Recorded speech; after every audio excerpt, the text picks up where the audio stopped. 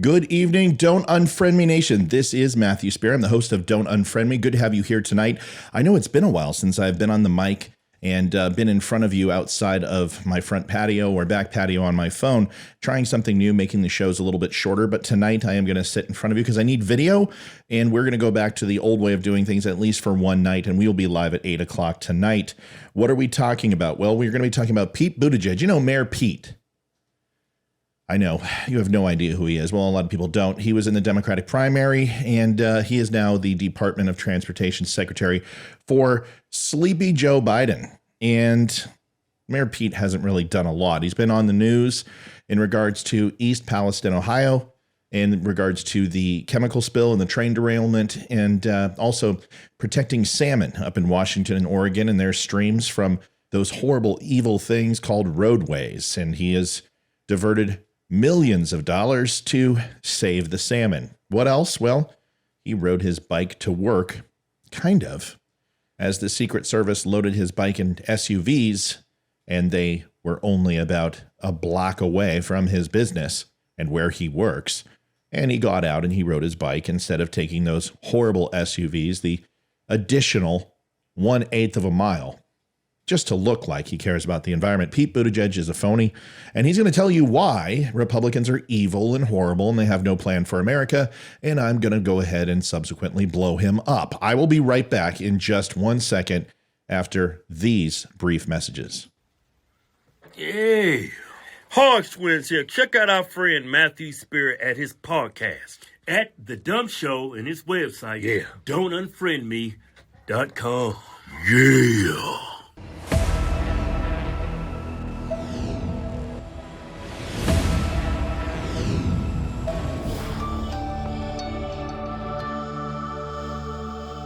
So this was a video that was done just recently by Pete Buttigieg. I think it was May, so not that recent. But what's important, it was a 25-minute video or so, or a speech that he did in front of the University of Chicago, which is kind of funny in its own right. I mean, he's sitting here talking about Republican policy and how horrible it is, and they don't have any answers as children are being slain by the gang element and overall corruption in the inner city of Chicago. So it's a little bit hypocritical, but these are Democrats after all. I'm going to talk about it tonight. If you would not mind, please do me a favor and make sure to stop by tonight at 8 o'clock, which we will also expand the conversation that we talk about right here with Amy Leroy and Olivia live at 8 o'clock. Let's get to Mayor Pete. He's waiting in a very nice suit. There's a more superficial political pattern that I think has driven some of the politics of the behavior of people like these people in Florida, the Don't Say Gay bill. So first of all, mannerisms are important. So when he says those people in Florida, he's talking about Republicans, obviously. He doesn't want to give them any credence because they're the evil Nazi doers who basically just disagree with him. So therefore, they need to be shunned. I'm surprised he doesn't tear his clothing. When you say the Don't Say Gay bill and you say it under your breath very quietly and circumspect, it's obvious because that bill that he's referring to doesn't say the word gay or lesbian at all. In fact, it's just what the Republicans try to avoid, which is Democrats getting into a think tank and figuring out how they can rename certain proposition and legislation to move forward without it being renamed as something horrible like Don't Say Gay. That had nothing to do with necessarily the word gay or lesbian. In fact, it's legal to say gay. In Florida, how insane would that be if you couldn't? What they're saying is that there is an age-appropriate limit for children to be exposed to sexualization and letting them know about the birds and the bees and all the Christmas trees. It's not something necessarily that a teacher has the right to do without a parent's permission, because that is a conversation with parents. Now, if we went back 20 years ago and we looked and both parties were still sane and we said, wow, a parent is going to have the birds and the bees talk with a child. That sounds pretty normal. But if you look at, there's an adult and wants to talk about sex with my child, the police would be called and they would put them in asylums that we used to have that we no longer have.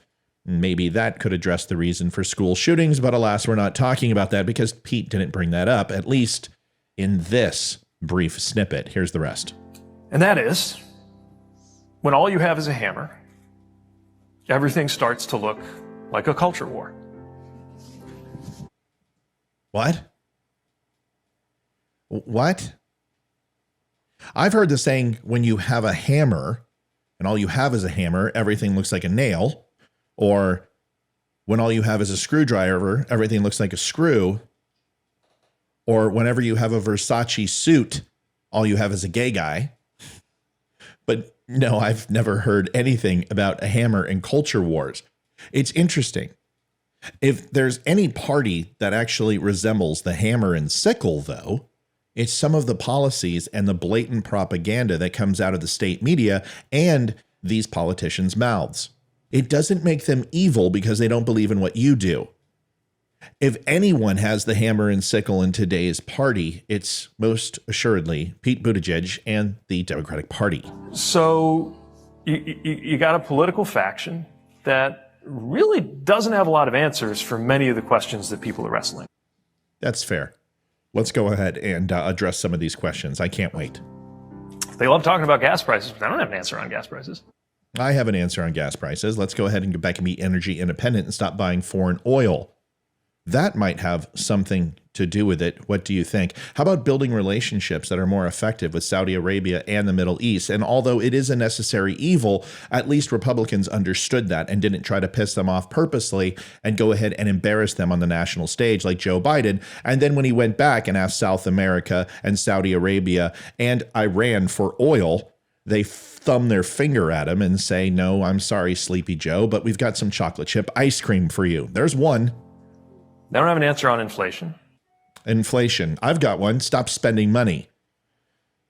Spending trillions of dollars for money we don't have and printing endless amounts of piles of cash isn't an answer to stop inflation. In fact, all it has done is cripple the U.S. economy and put us under the thumb for the next 20 years with the threat of not just a recession, but a possible depression. Stop spending equals balancing budget and stop printing money wantingly. Many of them answered our call for bipartisan infrastructure. And nothing's been done. We're not laying more cable than we have before, fiber optic for internet and free internet for all the inner city kids. Those programs are actually done by AT&T and Comcast, the two leading cable providers. Charter also gets involved. Time Warner Cable also gets involved. But the thing is that the cable's there. The fiber optic has been run to the inner city. The question is where is the funding and where is the expansion of giving this to people who are underprivileged? I don't see it. But once again, more promises from the Democratic Party. Bridges are still falling. California is falling apart. When are we going to fix our airports? What about these giant promises that none of them have come to fruition? It was a bipartisan bill. But if you really look at it, all it was your pet projects like the NEA and saving salmon in Oregon and Washington and giving more money to Ukraine. And it did nothing necessarily for the infrastructure of this country. Work with a no. Haven't seen an answer on what to do about the price of prescription drugs. That's pretty simple. Price of prescription drugs is like just about everything. You need to take it out of the hands of the government. You need to take it out of the hands of the FDA. You need to go ahead and expand it into privatized medicine. You need to expand it out of the United States for countries like Mexico and Canada who have figured out how to lower prescription prices based upon their health care. They spend less in a defense. They're benefiting having this on their southern and northern border. We can go ahead and have conversations about tri-state insurance where multiple states can work outside the confines of their state and provide insurance to their neighboring state.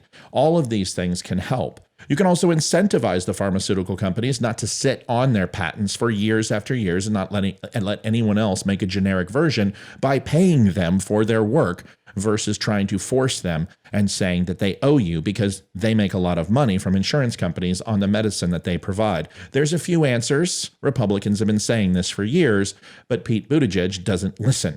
They voted against lowering that. Don't have an answer on what to do about it.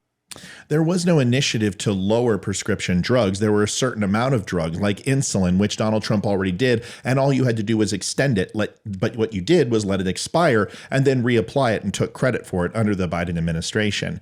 There was never a bill that said we're lowering all prescription drugs. That's not what happened. And the problem with Democratic legislation is that you have really good ideas in a bill and you stuff it full of pork that makes us spend money on things we don't need versus putting a solidary bill in front of somebody and solving one problem at a time versus trying to do it piecemeal and solve 100 things at a time, which creates more conflict, more confusion, and more waste. The cost of childcare. You can't cover the cost of childcare because it's a private industry. Unless you want to go ahead and say that the government that provides health care and / childcare for their workers is something that's going to be funded by whom? You can't get KinderCare to drop their dollars because you're not offering vouchers or tax breaks for parents with childcare. This is a private cost of having kids. This is the way it is. This is the way it works. If you want to propose something that provides federal childcare, then you're going to have to create that agency and you're going to have to take on that cost. Good luck trying to figure out. You might lose a few salmon in Oregon and Washington, Pete. But if there's a bill, once again, I'm sure Republicans will vote on it, but it doesn't exist because your administration and the Democrats, who've had a chance to own all 3 levels of the House and the presidency, have pushed nothing forward, including any gun legislation that has any hope of working because you don't care about solving the problem. You just want it for the next election cycle. Don't have a great answer on taxes. Sure, don't raise them. Pretty simple. Republicans tried to go ahead and give taxes back. We had Donald Trump provide one of the largest tax decreases ever, and y'all freaked out. And you've been crying about it ever since, although all 16 tax brackets saw less money paid than the previous administration. Everybody got more money back in their pocket. But once again, it was only tax reduction for billionaires, right? No, it was a tax reduction for all Americans. But that's, once again, what Democrats do. Actually want to raise taxes for the poor? That's a new one. I thought I'd seen it all. I thought I've seen it all. That's a pretty cheap tactic. Next, you're going to talk about Medicare and Social Security, that Democrats want to save it while Republicans want to stop it. Or you're going to shift gears and talk about how we wanted to fund the police because we question the FBI's integrity. Or somehow how you guys care about the border and the fentanyl crisis and illegal immigration. It's amazing how you all run to the middle during a presidential election year knowing that your policies are complete crap and nobody will vote for you if you stay progressive like you truly are. Then I saw Senator Scott's proposal to raise taxes for the poor. That's not great territory for them to be debating on. So what do? They find somebody vulnerable and pick on them.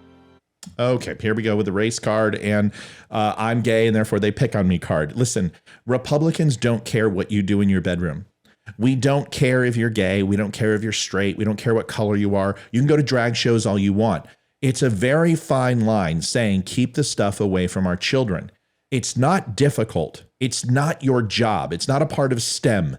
This isn't science. This isn't math. This isn't reading. This isn't arithmetic. You simply have to help our kids learn how to learn how to study, learn how to absorb information and critically apply it to their everyday life. Your job isn't to tell them what to think. This isn't Fox or CNN. Editorialization is not necessarily what we need for our children. That's indoctrination. Leave the parents up for the moral high ground. We don't care what you do. It has never been about that. And if you can find one policy that goes ahead and treats homosexuals or transgender people or lesbians or whatever differently because of a policy, I will go ahead and apologize. But until that day, this rhetoric is complete crap. Which at the moment is largely the trans community. And they find something to talk about which can go between the laughable, like is Donald Duck going to make your kid gay? Nobody said Donald Duck is going to make our kids gay. Maybe Goofy. Have you seen the way he dresses in those funny shoes? Here's the problem. You're not going to make our children gay. That's why we don't have a problem talking about it, because a lot of our kids know gay people and lesbian people. They're part of the family. But once again, it's an intimate subject. Where you put your dick or what you allow in your vagina is none of my child's business. They don't need to know. They shouldn't know. And you have no right to tell them. How is that controversial? The fact that Pete Buttigieg is going to go ahead and make an example here of somebody who takes their child to the zoo, 2 dads or 2 women, whatever it would be, and then they go back to a class and share that their two fathers took them to the zoo is utterly ridiculous. In no way, shape, or form is that what the bill says. What it says essentially is this. And when I say the word essentially, it's important because I'm going to paraphrase. Not that the context isn't correct. It's this. Instead of saying, hey, my two dads took me to the zoo and it was fantastic and I had a great time. And everyone goes, oh my gosh, what did you see? Did you see giraffes? Did you see elephants? Did you see pandas? And they say, yes, I saw all of those things. And I got to feed a dolphin and it was amazing. Oh, and then everyone celebrates, which is essentially what would happen. Nobody's going to stop and say, excuse me, what do you mean two dads? And if they do, the answer from the child is not going to be, well, my two dads decided to get buck naked, put on some YMCA with some baby oil, and do the beast with two backs. It's fantastic. No child would say that. It's pretty simple. The child would say, I have a dad and a dad versus having a normal family that you know, which would be a mom and a dad. End of conversation. There's nothing in the bill that says that that cannot be discussed. What we don't need is a teacher standing up with the pride flag flying up above while they put away the United States flag. And yes, that happens all the time. And then telling them about gay sex, telling them about the choices with their body, telling them that they are transphobic or homophobic unless they accept those things, telling them that they're toxic white masculine males and they need to feel white guilt about who they are. This is the issue we're talking about. It has nothing to do with where Pete or Pete doesn't put his penis. That is not important. Our children don't need to be involved. And I love how he uses the most benign story of two kids going to the zoo. And let me tell you one more thing. I promise you this. And I wish Pete Buttigieg had the stones to come on my show. He is the one that they talked to their child about this. They didn't let a teacher do it, a principal do it, a counselor, or anything else. They explained to their child why that child has two dads, or they will in the future. And we are asking for the same consideration. It isn't that hard. To the incredibly dark, which is the suggestion that the very presence of someone who is gender nonconforming or trans or gay or lesbian or otherwise different, the very existence. Who's saying that gay, lesbian, trans people are different? Isn't that sexist? We can't say a woman is a woman and a man is a man and they're very different. They shouldn't play sports together. But you can go ahead and say that gay people and lesbians and trans people are all different. Listen, just because what you do in your bedroom, once again, and where you put or don't put your genitalia has nothing to do with who you are as the makeup of your person. Just like what religion you believe in doesn't necessarily define who you are and everyone understands you simply because you're a Christian or a Jew or a Gentile. That's like saying that if you're a Republican, you immediately are a Nazi, or if you're a Democrat, you're a socialist. Unfortunately, that's not the way the world works. It's not that binary, Pete. So somebody like that is an adult subject, right? Wrong. That if I hate that. Right? My kids in, let's say, a first grade classroom were to mention in passing that over the weekend they had a great time going with their dads to the zoo, that they would have somehow, by saying that, uttered something age inappropriate. Wow. Is that like talking about Donald Trump or somebody who wears a MAGA hat to school who's a young person? Or what if they go ahead and they say that I don't feel comfortable going into a bathroom? What if it's a parent at an LCPS meeting that says, excuse me, my child was raped in a bathroom by the same child and another child was raped by that same person in another school and then was beat up by the police and mocked and laughed at? What's the difference? If we are going to have gender inclusivity, then we need to make sure it's all gender, not everything but heterosexuals. I understand that we didn't do a very good job when it came to slavery. I understand we didn't do a very good job when it came to suffrage and women's rights. And I understand we didn't do a very good job when it came to the gay and lesbian community. And people are trying to do their best with the trans movement. But you understand it's not just the movement of accepting people. It's accepting doctrine, which is silly, that goes against science and basic law. The basic laws of nature, which is there are two genders, male and female. Unfortunately, you want to add politics into your acceptance and change people's core beliefs and core understanding for what's real and what's imagined, like rainbow-spotted unicorns. And get us really fired up about that fight. Pete Buttigieg does what Pete Buttigieg always does, is he breaks down to the lowest common denominator of who he is. I'm gay.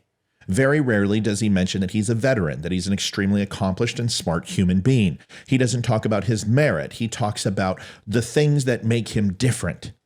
And I don't think it makes him different, and I don't think it makes him unique.